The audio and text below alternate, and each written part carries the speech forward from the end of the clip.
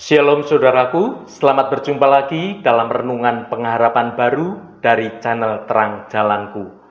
Puji Tuhan, kita dapat bertemu kembali dan biarlah melalui renungan ini hidup kita semakin bertumbuh menjadi kuat dalam kebenaran Tuhan. Hari ini saya akan menyampaikan renungan dengan judul Ancaman Tersembunyi dalam Hati.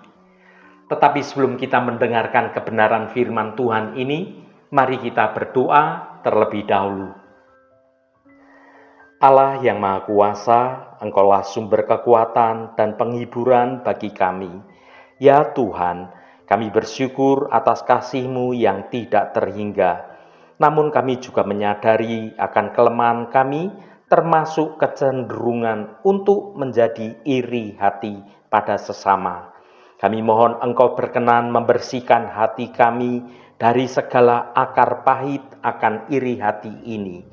Bantulah kami untuk tetap bersukacita atas keberhasilan orang lain dan untuk selalu fokus pada karunia-karunia yang telah Engkau berikan kepada kami. Berkatilah renungan kami hari ini agar kami dapat semakin memahami betapa merusaknya iri hati bagi kehidupan manusia. Terima kasih Tuhan. Dalam nama Tuhan Yesus Kristus kami berdoa. Haleluya. Amin. Saudaraku yang terkasih, apa yang membuat kita merasa tidak bahagia ketika orang lain meraih suatu kesuksesan? Mengapa kita ini seringkali membandingkan diri kita dengan orang lain? Jawaban dari pertanyaan-pertanyaan ini mungkin terletak pada satu kata, yaitu iri hati. Seperti rumput liar yang tumbuh dengan cepat di tanah yang subur, iri hati dapat merusak pertumbuhan hidup seseorang, baik itu rohani maupun jasmani. Mari kita bersama-sama merenungkan bagaimana iri hati dapat menghambat pertumbuhan rohani kita dan bagaimana kita dapat menggantikannya dengan sikap syukur dan penuh belas kasih. Mari kita baca 1 Korintus pasal 3 ayat 3. Karena kamu masih manusia duniawi. Sebab jika di antara kamu ada iri hati dan perselisihan, bukankah hal itu menunjukkan bahwa kamu manusia duniawi dan bahwa kamu hidup secara duniawi? Saudaraku, ayat ini mengajak kita untuk melakukan suatu introspeksi diri. Rasul Paulus dengan tegas menyatakan bahwa jemaat di Korintus masih hidup menurut tabiat manusia duniawi. Ciri khas tabiat manusia duniawi adalah iri hati dan perselisihan. Apa yang dimaksud dengan manusia duniawi? Yang pertama, terikat pada keinginan daging, lebih mementingkan kehidupan kepentingan pribadi dari kepentingan bersama. Keinginan daging dalam konteks Alkitab merujuk pada suatu dorongan-dorongan alami manusia yang seringkali bertentangan dengan nilai-nilai kebenaran rohani kita. Ini termasuk keinginan untuk memuaskan diri sendiri, mencari keuntungan pribadi, dan mengutamakan keinginan kita di atas kepentingan orang lain. Ketika kita lebih mementingkan kepentingan pribadi daripada kepentingan bersama, kita ini sebenarnya sedang terikat pada keinginan daging. Sebagai orang percaya, kita ini dipanggil untuk hidup yang berbeda dari orang-orang duniawi. Kita harus berusaha mati bagi diri sendiri dan hidup bagi Kristus. Dengan mengutamakan kepentingan bersama dan menunjukkan kasih kepada sesama, kita dapat menjadi berkat bagi banyak orang di sekitar kita. Yang kedua, belum sepenuhnya dikuasai oleh Roh Kudus. Masih sering dikuasai oleh emosi, oleh nafsu, dan oleh pikiran-pikiran yang duniawi. Sebagai orang percaya, kita semua dipanggil untuk hidup di bawah pimpinan Roh Kudus. Roh Kudus adalah hadirat Allah yang tinggal di dalam hati kita, memberikan kekuatan, memberikan penghiburan, dan memberikan tuntunan yang benar. Namun seringkali kita ini masih merasa bergumul dengan emosi kita, dengan nafsu kita, dengan pikiran duniawi kita yang seolah-olah menguasai seluruh hidup kita.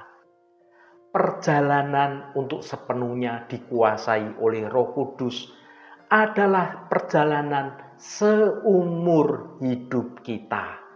Kita akan selalu bergumul dengan dosa, tetapi dengan bantuan Roh Kudus, kita dapat terus bertumbuh dan bahkan menjadi semakin serupa dengan Kristus. Yang ketiga, belum sepenuhnya menyerahkan hidup pada Kristus. Masih ada bagian-bagian dalam hidup yang belum diserahkan sepenuhnya kepada Tuhan. Menyerahkan hidup kepada Kristus bukanlah sekedar pernyataan lisan atau suatu tindakan yang simbolis belaka. Ini adalah suatu keputusan sepenuh hati secara total untuk menempatkan Tuhan sebagai pusat dari segala kehidupan kita. Ini berarti menyerahkan kendali hidup kita dan juga pikiran kita, juga perasaan kita, tindakan kita, keinginan dan mimpi-mimpi kita, dan seluruh keberadaan kita kepada Tuhan. Menyerahkan hidup kepada Kristus adalah hidup dalam kebenaran secara konsisten sampai akhir hayat kita.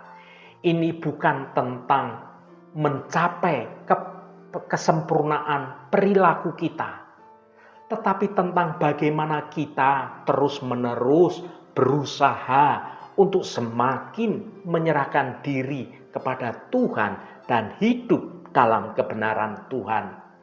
Ingatlah saudaraku, Tuhan itu tidak pernah memaksa kita, tetapi Tuhan selalu siap menyambut kita dengan tangan Tuhan yang terbuka ketika kita memilih untuk datang kepadanya. Mengapa iri hati dan perselisihan menjadi indikator kehidupan duniawi? Yang pertama, iri hati merupakan akar dari segala kejahatan. Ini menunjukkan ketidakpuasan dengan apa yang kita miliki dan keinginan kita untuk memiliki apa yang dimiliki oleh orang lain. Iri hati ini lahir dari ketidakpuasan terhadap apa yang ada pada kita. Kita selalu membandingkan diri dengan orang lain dan selalu merasa kekurangan. Orang yang iri hati itu cenderung tidak peduli dengan keberhasilan orang lain. Mereka itu lebih fokus pada kekurangan diri sendiri dan berusaha untuk memperoleh apa yang dia inginkan dengan menghalalkan segala cara, bahkan dengan menjatuhkan orang lain. Iri hati dapat memicu suatu perasaan yang benci dan juga dendam terhadap orang yang kita iri. Iri hati dapat memicu berbagai dosa lainnya seperti fitnah, gosip, bahkan tidak sedikit yang melakukan tindakan kekerasan. Yang kedua, Perselisihan menunjukkan kurangnya kasih, kesatuan, dan juga persaudaraan. Perselisihan di antara sesama manusia, khususnya di dalam komunitas orang percaya, adalah suatu pertanda yang sangat menyedihkan. Hal ini menunjukkan bahwa kita belum sepenuhnya menghayati apa itu ajaran Kristus tentang kasih, tentang persatuan, tentang persaudaraan. Perselisihan adalah bagian dari kehidupan kebanyakan manusia. Namun sebagai orang percaya, kita ini dipanggil untuk hidup berbeda. Kita harus berusaha sekuat tenaga untuk dapat mengatasi perselisihan yang terjadi, membangun suatu hubungan yang didasarkan pada kasih, pada kesatuan, dan juga pada persaudaraan. Dengan demikian, kita menjadi saksi yang lebih baik bagi Kristus dan membawa damai di dunia yang penuh dengan konflik ini. Saudaraku yang dikasihi Tuhan, apa yang harus kita lakukan soal iri hati dan perselisihan? Yang pertama, akui keberadaan sifat duniawi dalam diri. Jangan menipu diri sendiri. Kita harus berani berkata jujur kepada Tuhan. Kita semua memiliki suatu kecenderungan untuk berbuat dosa. Mengakui sifat duniawi adalah seperti mengakui bahwa kita ini sedang sakit. Jika kita tidak mau mengakui penyakit kita, bagaimana kita bisa disembuhkan? Demikian pula, jika kita tidak mau mengakui dosa dan mengakui kelemahan kita tidak akan bisa mengalami perubahan dalam hidup kita. Yang kedua, bertobat dan meminta pengampunan. Mintalah kepada Tuhan agar memaafkan segala kesalahan kita dan menolong kita untuk dapat berubah. Bertobat itu lebih dari sekedar perasaan menyesal. Ini adalah perubahan hati yang radikal, meninggalkan jalan yang lama yang penuh dosa dan berbalik kepada Tuhan. Ketika kita bertobat dan meminta pengampunan, Allah tidak hanya menghapus dosa kita, tetapi juga memberikan hati yang baru dan Roh-Nya yang kudus untuk menolong kita dapat hidup dalam kebenaran dan dalam kekudusan. Yang ketiga, berusaha hidup menurut Roh. Dengan terus-menerus membaca dan merenungkan firman Tuhan, berdoa dan bersekutu dengan sesama orang percaya, kita dapat bertumbuh dalam kehidupan roh. Yang keempat, mengasihi sesama. Tunjukkan kasih yang tulus kepada semua orang, terutama kepada saudara-saudara seiman. Dalam inti ajaran Kristus, perintah untuk mengasihi sesama menjadi posisi yang sangat sentral. Kasih bukanlah sekedar perasaan hangat atau tindakan baik sesekali, melainkan suatu komitmen untuk hidup bagi orang lain. Ketika kita mengasihi sesama, kita sedang merefleksikan kasih Allah yang sempurna kepada kita. Yang kelima, membangun persatuan. Upayakan untuk hidup dalam persatuan dan menghindari perselisihan.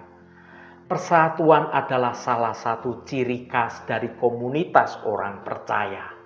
Yesus berdoa agar semua murid-Nya menjadi satu sama seperti Dia dan Bapa adalah satu.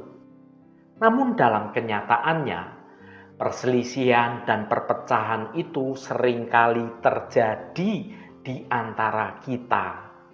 Persatuan di antara orang percaya itu sebenarnya menjadi kesaksian yang kuat bagi dunia.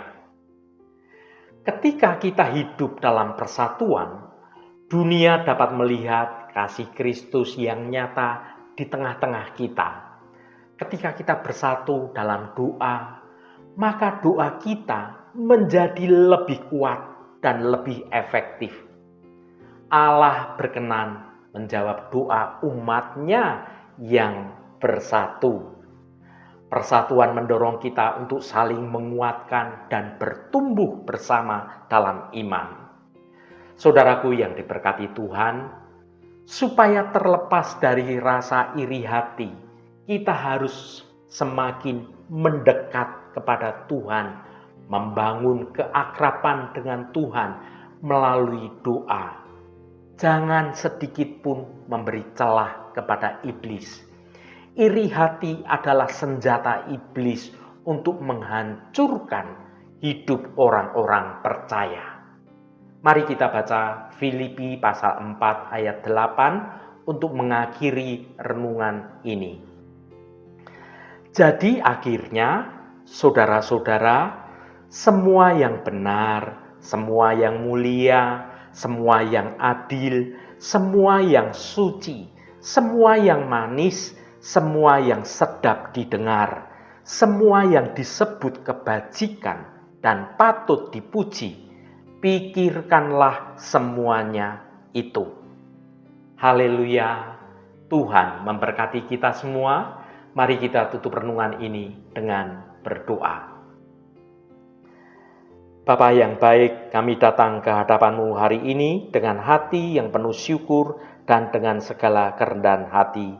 Melalui firman-Mu kami diingatkan akan sifat manusiawi yang masih melekat dalam diri kami, yang dengan jelas menunjukkan bahwa iri hati dan perselisihan adalah tanda-tanda bahwa kami masih hidup menurut cara duniawi. Tuhan, kami mengakui bahwa kami seringkali terjebak dalam pola pikir yang duniawi.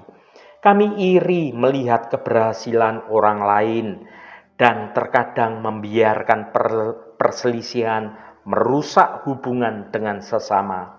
Kami mohon ampunan atas segala dosa dan ketidaksempurnaan yang telah kami lakukan.